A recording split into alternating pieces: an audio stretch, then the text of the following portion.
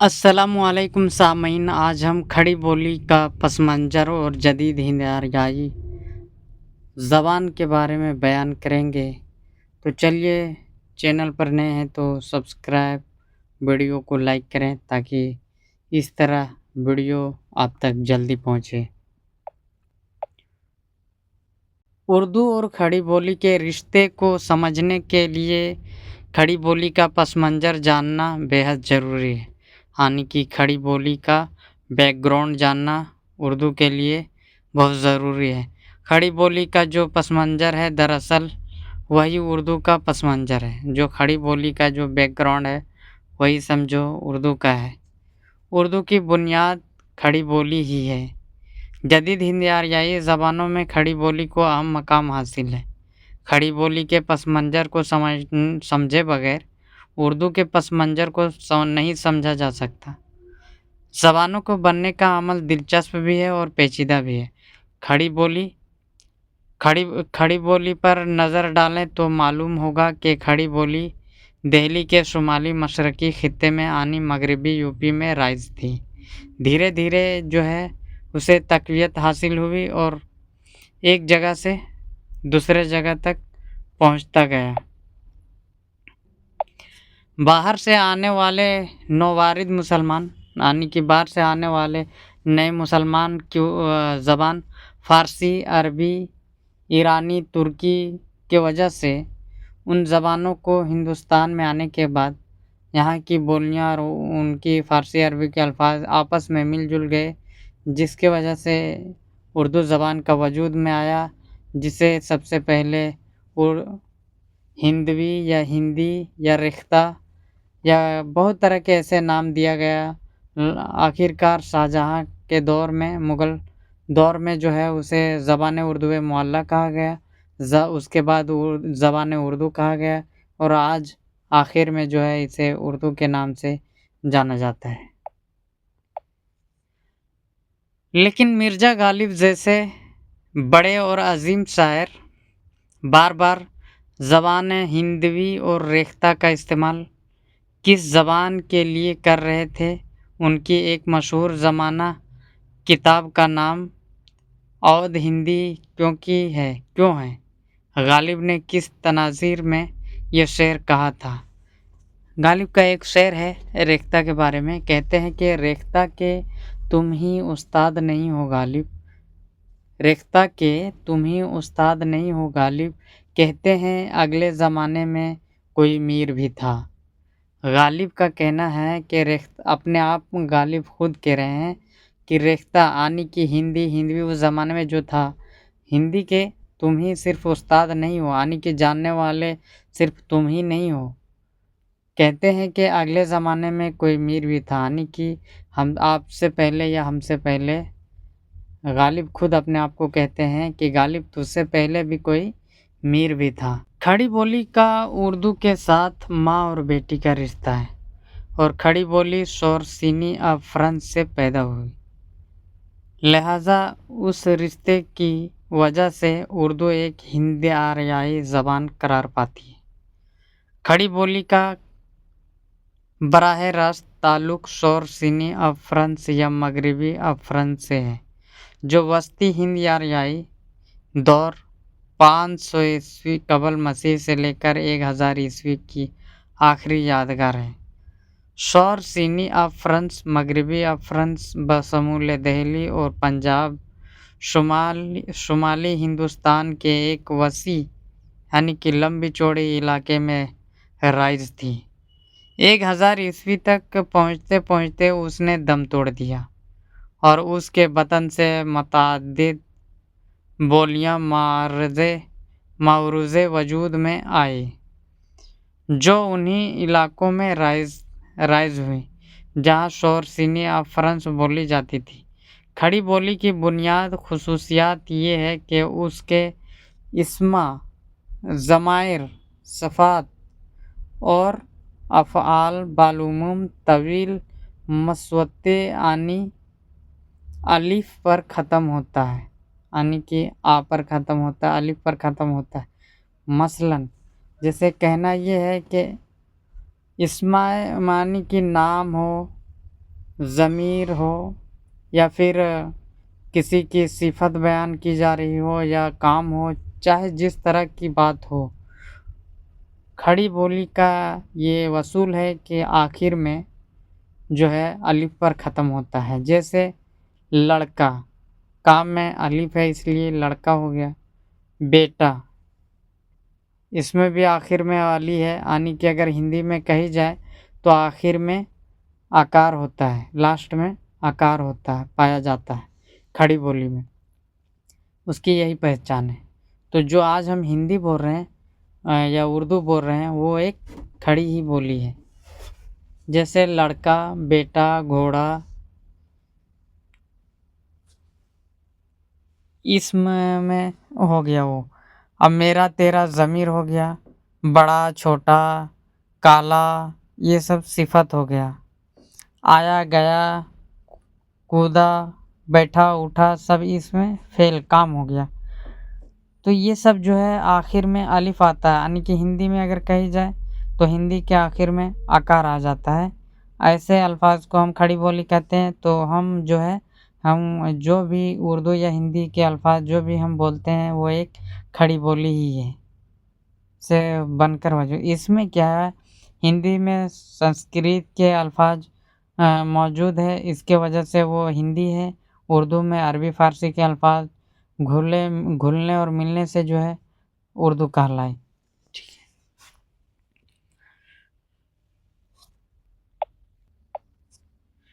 چونکہ لسانیاتی اعتبار سے اردو نے کھڑی بولی کا ڈھانچہ اختیار کیا، لہذا اس خصوصیت کی بنا پر اس کھڑی بولی کے جملے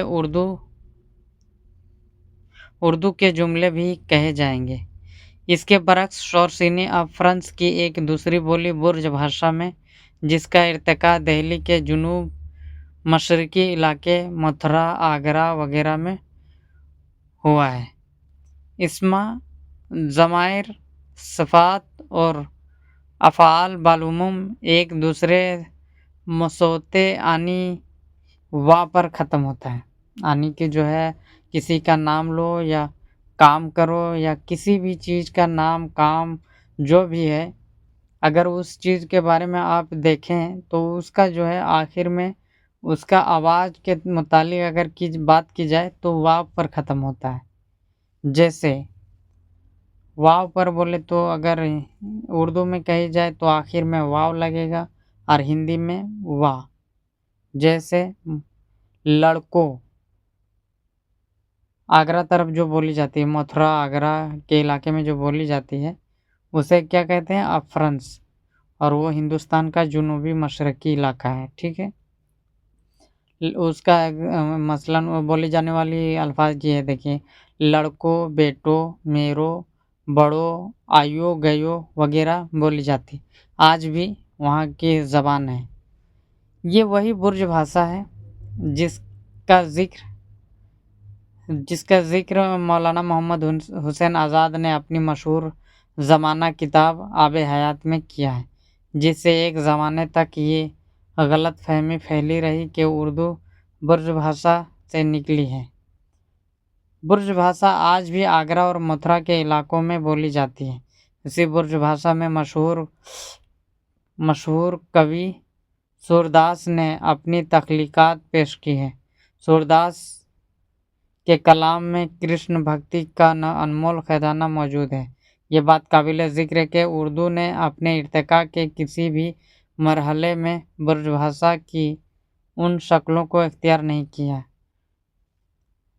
اردو کی شناخت روز اول سے ہی اس کا کھڑی بولی پر بنی ہونا ہے، یعنی کہ کھڑی بولی پر شروع سے ہی بنا ہے. اردو جو ہے شروع سے ہی کھڑی بولی میں ہی بولی جا رہی ہے. یہ بات ضروری ہے کہ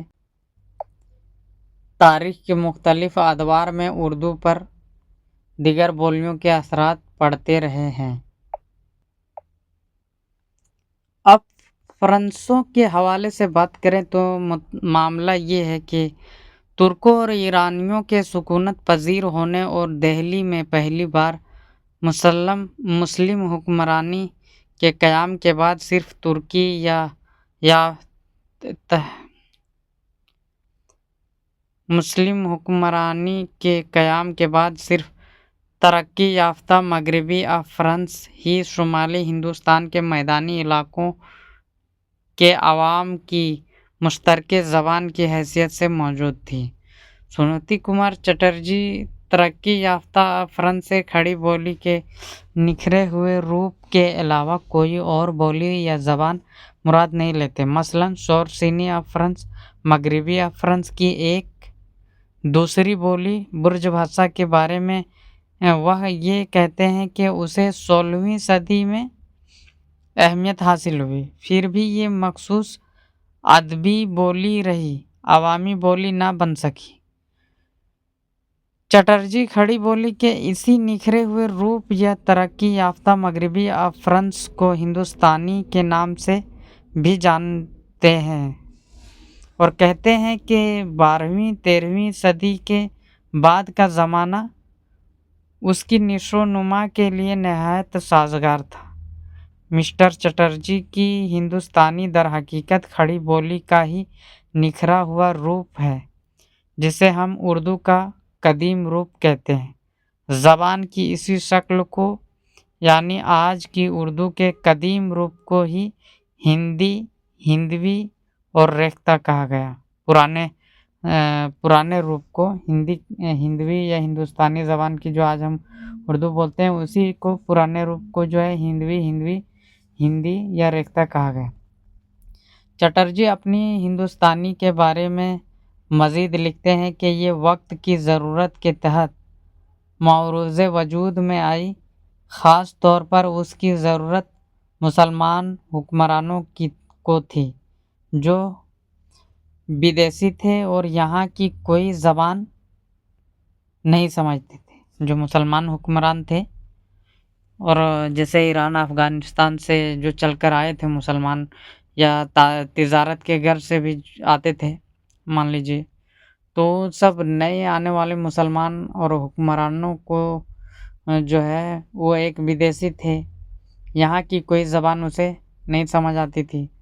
تو آگے چل کر اسی ہندوستانی کے بارے میں چٹرجی یوں اظہار خیال کرتے ہیں کہ اسے کسی نے نئی زبان کی حیثیت سے شعوری اور باضابطہ طور پر ایجاد نہیں کیا، یعنی کہ جو ہے اس نے جو باہر سے آنے والے مسلمان تھے جو ہے وہ اپنے عقل و دماغ کے اعتبار سے جو ہے حساب سے انہوں نے ایک نئی زبان کو جو ہے وجود میں نہیں لایا،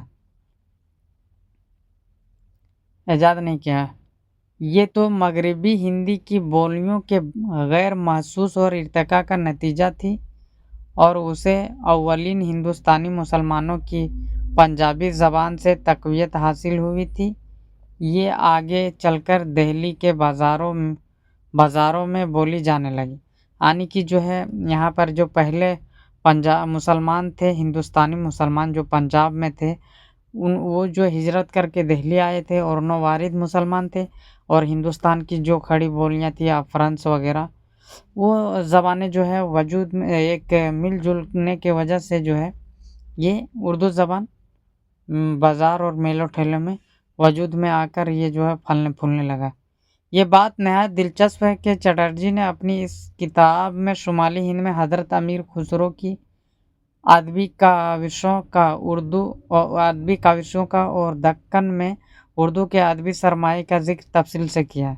انہوں نے اس امر کا اعتراف کیا ہے کہ ہندوستانی کو ادبی مقاصد کے لیے استعمال کرنے میں دکن نے پہل کی اور شمالی ہندوستان کے لیے ایک نمونہ قائم کیا، یعنی کہ کہتا ہے کہ ہندوستانی زبان کو جو ہے ادبی مقاصد کے لیے جو ہے استعمال کرنے میں دکن نے پہل کی اور شمالی ہندوستان کے لیے ایک، یعنی کہ دہلی کے لیے جو ہے ایک نمونہ بنایا۔ چٹرجی ہندوستانی کا قدیم نام ہندی اور ہندوی پہلے ہی تسلیم مان چکے ہیں اور اس کا دوسرا نام اردو بھی مانتے ہیں۔